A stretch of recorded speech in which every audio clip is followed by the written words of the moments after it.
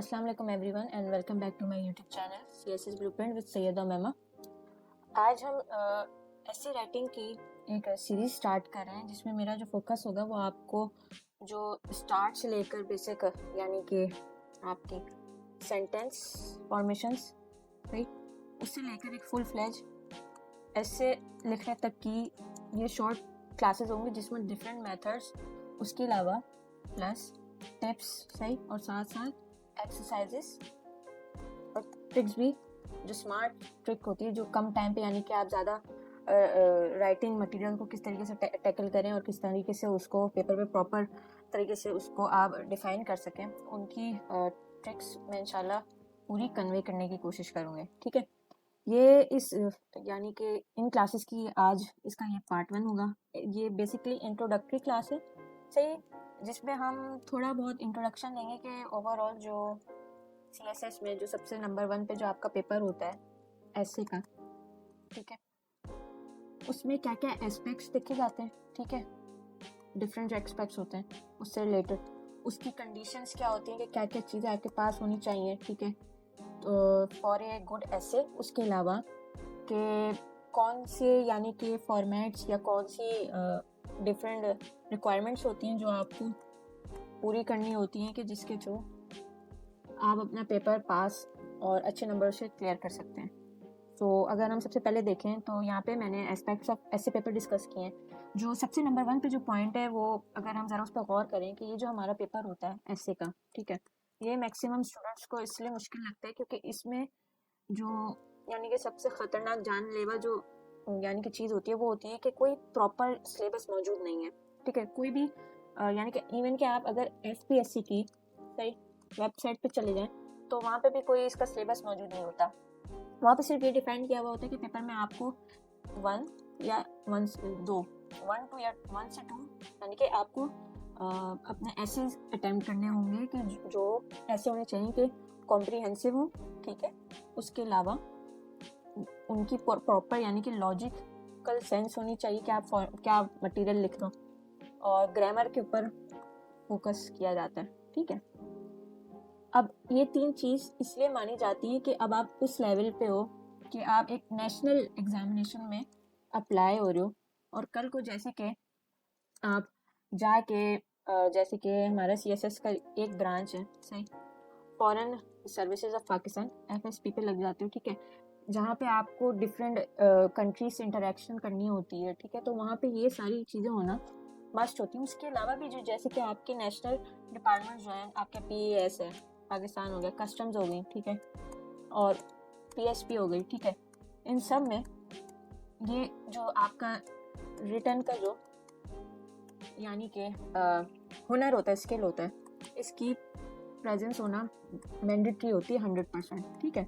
तो ये जो पेपर है ना ऐसे का, ये चीज़ चेक करते हैं। अच्छा जी, इसके अलावा जो सबसे यानी कि इसका बड़ा ड्रॉबैक है पेपर का वो ये है कि कोई प्रॉपर बुक्स नहीं है यहाँ पे। एक वाहिद ऐसी सिंगल कोई बुक अवेलेबल नहीं है मार्केट में। ठीक है, हालांकि मार्केट में तकरीबन 50-60 किताबें मौजूद हैं, उससे भी ज़्यादा मौजूद होंगी, ठीक है, जो आपको डिफरेंट ऑथर्स की होती हैं, JW की हो गई आपके पास, H&M की हो गई, दूसरी यानी कि पब्लिकेशंस की होती हैं। उनमें से यानी कि जो मेजर किताबें हैं ना, मेजर के मतलब कि सारी जो किताबें,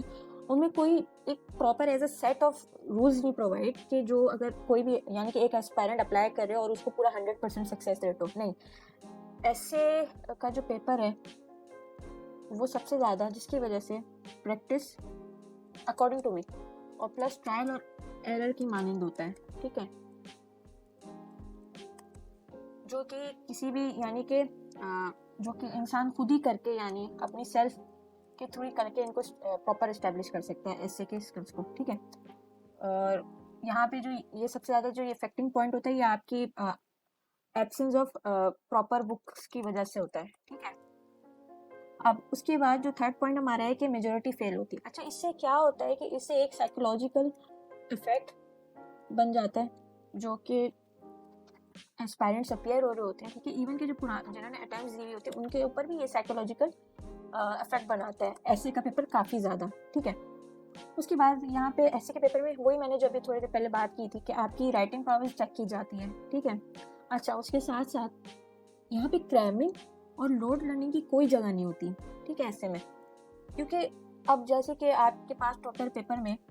8 यानी कि टॉपिक्स प्रोवाइड होते हैं, ठीक है, उसमें से अगर आपने एक अटेम्प्ट करना होता है, ठीक है, मार्जिन ऑफ एरर भी यहाँ पे बहुत ज़्यादा हाई होता है, ठीक। मगर अगर आप जैसे कि ये 8 टॉपिक्स हैं, डिफरेंट आपके थीम से इंटरेक्ट करते हैं, ठीक है। अब आप एक थीम को भी अगर उठा के पूरा प्रिपेयर कर रहे हो तो उसमें इस कदर डेटा है कि आप कंप्लीटली तौर पे उस जो डेटा होता है with respect to that theme आप वो पूरा कभी भी कवर नहीं कर सकते, क्योंकि ईच ईयर से बल्कि हर महीने वो डेटा रेगुलरली अपडेट होता जा रहा होता है, ठीक है। तो यहाँ पे तो मैक्सिमम तौर पे तो आप डेटा रट भी नहीं सकते, तो इसलिए यहाँ पे क्रैमिंग और रोट लर्निंग की कोई जगह नहीं होती, ठीक। वही बात अभी जो मैंने बोली कि 8 टॉपिक्स हैं, 1 अटेम्प्ट होती है किसी भी एक टॉपिक की, ठीक है। तो वही ये 1 shot at a topic selection, या तो आर होगा या तो पार होगा, ठीक है। उसके अलावा अनप्रिडिक्टेबिलिटी से मुराद कि किस किस्म के आपके टॉपिक्स आ रहे हैं, उसके साथ साथ कि जो आपका एग्जामिनर है, ठीक है, वो आपसे क्या एक्सपेक्ट करते हैं कि आप कि किस चीज़ पे आपको नंबर मिलेंगे, ठीक है। ये मेजर यानी कि एस्पेक्ट्स हैं, ठीक है। टोटल ये हमारे पास हो जाते हैं 7 एस्पेक्ट्स जो कि डोमिनेंटली यानी कि ऐसे के पेपर को डिफाइन कर रहे होते हैं फ्रॉम ऑल डायमेंशंस। अच्छा जी, उसके बाद अगर हम थोड़ा नीचे देखें तो कंडीशंस ऑफ ऐसे हैं, ठीक है। सबसे पहले यहाँ पे रिक्वायरमेंट वही मैंने बताई कि कैंडिडेट्स मस्ट राइट 1 और मोर एसेज इन पेपर, ठीक है। वैसे होता ही नहीं है कि एक से ज़्यादा लिखना हो इन सीएसएस के पेपर में, ठीक है। तो ओवरऑल जो पेपर के क्वेश्चन यानी क्वेश्चन पेपर में जो आपका पहला क्वेश्चन होता है वो सबको रिक्वायर्ड है कि भाई पराए मेहरबानी सब वो पढ़ा करें, क्योंकि ये नहीं पता होता कि किस वक्त एग्जामिनर कब कौन सी यानी कि साल में कोई भी ट्यूकिंग करते हैं with respect to that question, ठीक है। तो यहाँ पे ये रिक्वायरमेंट होती है 1 और मोर एसेस। वैसे सीएसएस में तो 1 ही अटेम्प्ट यानी कि 1 टॉपिक अटेम्प्ट करना होता है, ठीक है। उसके बाद यहाँ पे जो चॉइस होती है वो आपको बहुत ही वाइड रेंज ऑफ टॉपिक्स की दी जाती है, सही है। Those topics can either link to your current affairs, ठीक है, इवन योर पोल साइंस जो है। उसके अलावा आपका जो हो गया मास कम्युनिकेशंस के टॉपिक्स भी हो सकते हैं, मास कॉम के। और उसके साथ साथ इन्वायरमेंटल स्टडीज़ के टॉपिक्स, कुछ भी हो सकता है कि आजकल जो करंट टाइम में यानी कि क्या चीज़ इन है ट्रेंड्स में, सही with respect to the preparation, तो उस लिहाज से कहीं पे भी टच किया जा सकता है। उसके साथ साथ यहाँ पे एक यानी कि एक और मेरे हिसाब से कहना चाहिए एक पॉइंट ये भी है कि लिटरेरी एसेज भी होते हैं, ठीक है। बाज़ औक़ात एग्जामिनर ने आपको इडियम्स दे दिए, ठीक है, कोड्स दे दिए, मैक्सिम दे दिए, वो आपको एक सही समटाइम्स ऐसे भी हो सकता है कि अगर आप पास पेपर उठा के देखें तो आउट ऑफ 8 क्वेश्चन 7 आपके ऐसे बेस्ड हो इन द पास्ट ईयर्स, ठीक है। अच्छा जी, उसके बाद यहाँ पे जो पर्पस होता है ऐसे पेपर करवाने का, सही, वो ये होता है कि यहाँ पे आप जो यानी कि जो हमारा एफपीएससी जो बॉडी है वो ये देखती है कि एस्पायरेंट को अपनी कॉम्प्रिहेंसिव अंडरस्टैंडिंग है किस चीज़ की, टॉपिक्स की, जो वो टॉपिक्स कौन से जो वो ऐसे में अटेम्प्ट कर रहा है, ठीक है। उसकी उस टॉपिक पे कितनी कमांड है और वो किस तरीके से उस टॉपिक को हैंडल कर रहा है, और जो एग्जामिनर उससे मांग रहा है यानी कि हिडन बिहाइंड द लाइंस वो उस चीज़ को इंटरप्रिटेट करके वही एग्जैक्ट चीज़ प्रोवाइड कर पा रहा है कि नहीं कर पा रहा। उसके साथ साथ वही research based knowledge and insight होनी चाहिए कि आपके यहाँ पे कॉन्सेप्ट्स एंड जो डिफरेंट आपकी यानी कि लॉजिकल थिंकिंग जब यानी कि आपके स्टडीज अप्लाई कर रहे होते हैं वो भी यहाँ पे देखी जा रही होती है, तो वो सब मौजूद है कि नहीं है। क्योंकि at the end of the day जब आप एक यानी कि 17 ग्रेड जब आप ऑफिसर बनेंगे तो वहाँ पे भी इसी किस्म की सिचुएशंस आती हैं कि जहाँ पे आपको अपने लॉजिक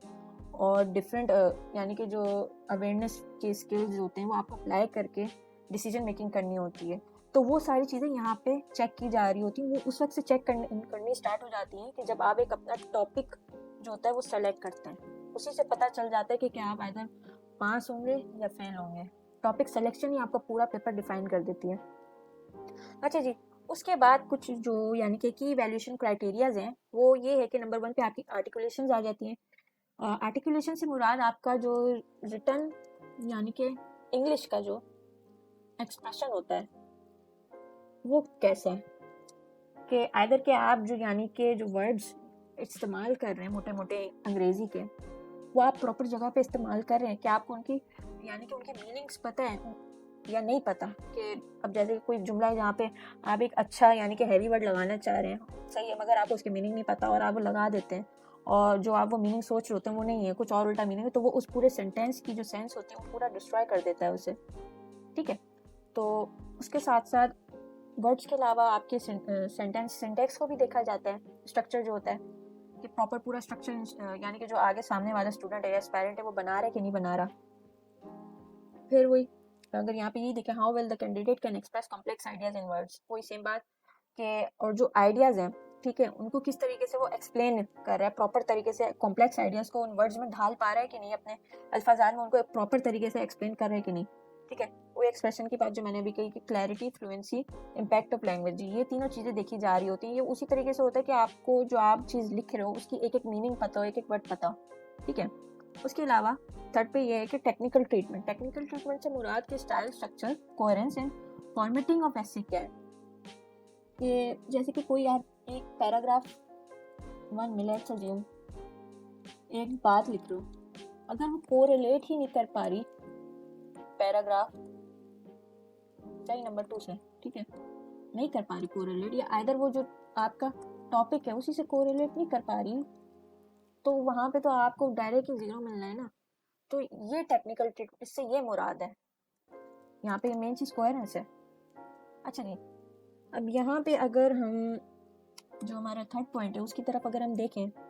तो आफ्टर गिविंग माय अटेम्प्ट, ठीक है, और गोइंग थ्रू द एग्जामिनर्स जो रिपोर्ट होती हैं, सही, आफ्टर जो पेपर के जो आती हैं चेकर्स के, ठीक है, तो उसकी जो पढ़ने के बाद इंशाअल्लाह ताला वो भी हम नेक्स्ट वीडियो में डिस्कस करेंगे, एग्जामिनर्स रिपोर्ट जो होती हैं ऐसे की, ठीक है। तो वहाँ से मुझे 4 हाइपोथेसिस नज़र आए ऐसे पेपर के आउटकम के। ठीक है, अगर हम सबसे पहले यानी कि नोट करें तो यहाँ पे जो बेसिस यानी कि इवेल्युएशन की जो बेसिस थी बाय आवर एग्जामिनर्स, ठीक है, वो ये थी कि 2 मेजर कंपोनेंट यहाँ मैंने आइडेंटिफाई किए। ठीक है, सबसे पहला यानी कि जो कंपोनेंट था वो आपका कंटेंट था। कंटेंट क्या, उसकी रेलेवेंस, यानी कि जो टॉपिक में चीज़ मांगी गई है, जो आप यानी कि वो चीज़ लिख रहे हो, सही, वो जो चीज़ आप लिख रहे हो वो उस टॉपिक से रिलेट करती भी है कि नहीं करती। ठीक है, उसके बाद ग्रामर फॉर्मेशन, सही, वही आपकी ग्रामर फॉर्मेशन में तो वही जो मेन चीज़ें होती हैं, वर्ड्स आ गए, वर्ड्स की यूसेज हो गई, सेंटेंस की मल्टीपल फॉर्मेशंस जो होती हैं, फिर पैराग्राफ की मेथड्स जो होते हैं उनको किस तरीके से डेवलप किया है और कैसे एप्लीकेबल की जा रही है, वही उसमें एविडेंस बेस्ड भी आ जाते हैं, बेसिस भी होती हैं, डिफरेंट चीज़ें होती हैं,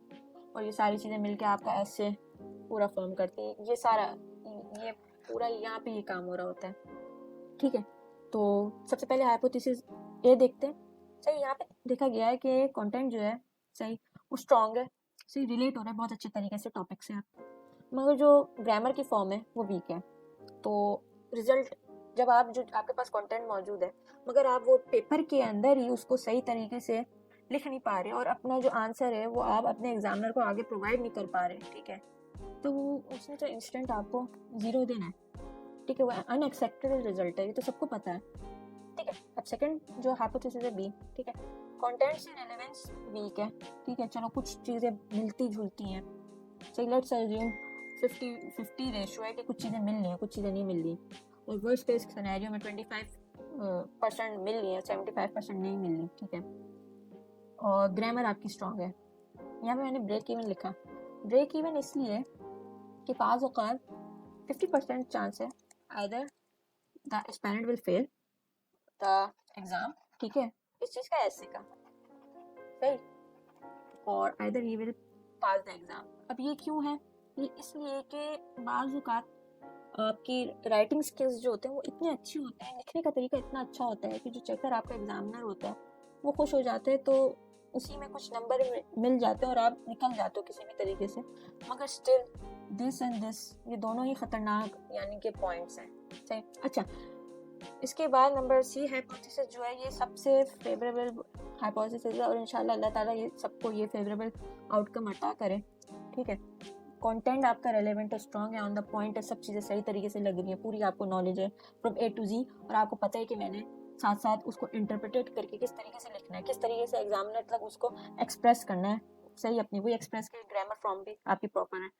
तो उसका रिजल्ट तो डिजायरेबल होगा कि वो आउट ऑफ 100 आपको जो पासिंग नंबर 40 का चाहिए वो आपका कहीं पे भी नहीं जाएगा, एग्जामिनर आपको दे के ही रहेगा किसी भी तरीके से, जब ये दोनों चीजें आपकी मौजूद होंगी। अच्छा जी, फिर जो लास्ट आपका आउटकम है हाइपोथेसिस बी, वो यही है कि कंटेंट आपका वीक है, सही,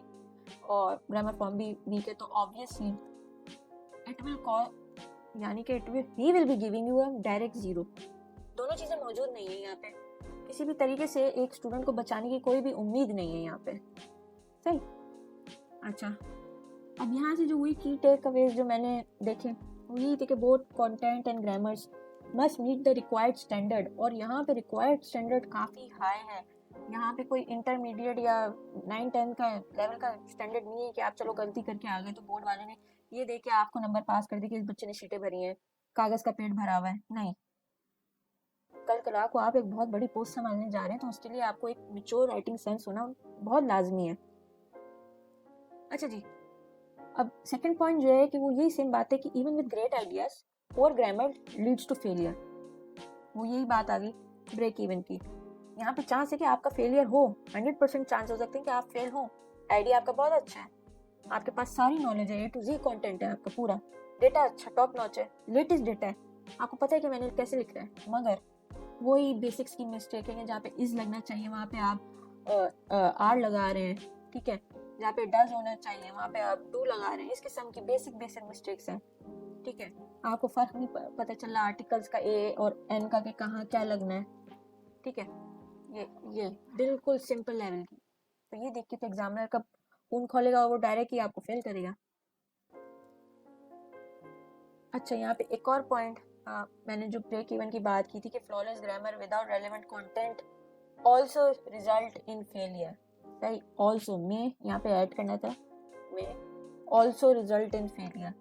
ठीक है, यहाँ पे कुछ चांसेस हो जाते हैं बचत के, मगर फिर भी ये डायरेक्ट फेलियर की तरफ जरूर जाता है, ऑल्सो में, हाँ। तो सबसे ज्यादा जो बेहतरीन आउटकम है हमारा यहाँ पे वो यही है कि भाई आपके पास कंटेंट भी होना चाहिए, उसके साथ साथ ग्रामर फॉर्म भी होना चाहिए, जब जाके सॉरी मैंने बी पे लगा दिया, अच्छा जी, कंटेंट भी होना चाहिए, उसके साथ साथ आपका क्या कहते हैं सी वाला स्ट्रॉन्ग, ठीक है, उसके साथ साथ ग्रामर फॉर्म भी आपकी अच्छी होनी चाहिए, तो आपको डिजायरेबल आउटकम मिलेगा। डिजायरेबल आउटकम ये होगा कि आपको वो प्रॉपर पूरे जो होते हैं 40 मार्क्स तो देगा, वो नहीं चाहता, उसकी किसी भी बच्चे से कोई दुश्मनी नहीं है एग्जामिनर की, कि वो कि जो लोग कहते हैं कि पता ही नहीं एग्जामिनर क्या मांगता है, उसने बहुत सिंपल मेथोडोलॉजीज बताई हुई है, एग्जामिनेशन जो रिपोर्ट्स आती हैं हर साल की उसमें उसने बताया है कि भाई मैं ये मांग चाहिए मुझे, और स्टूडेंट्स वो प्रोवाइड नहीं कर रहे हैं, चलो एक बच्चा है जो प्रोवाइड नहीं कर रहा, थाउजेंड्स की तादाद में जो स्टूडेंट्स हैं वो उस एग्जामिनर को मायूस कर रहे हैं। तो मेरी जो यानी कि एस्पायरेंट्स हैं, जो स्टूडेंट्स हैं, जो अपकमिंग स्टूडेंट्स हैं, जो तैयारी कर रहे हैं, उनसे यही अपील है कि किसी भी एक पेपर को यानी कि सब्जेक्ट को तैयार करने से पहले आप जो एग्जामिनेशन जो यानी कि रिपोर्ट होती है एग्जामिनर की, उसको गो थ्रू करें, उसको समझें,